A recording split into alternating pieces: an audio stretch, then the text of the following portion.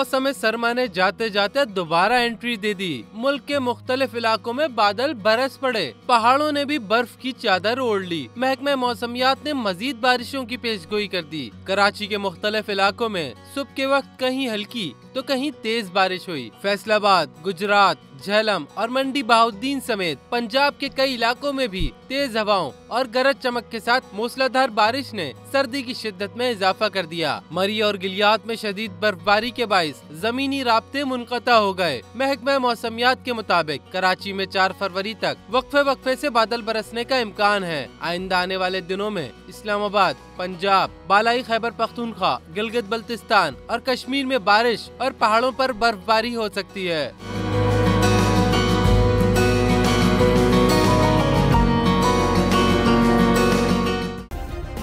Subscribe करें और bell दबाएं ताकि कोई खबर रह न जाए।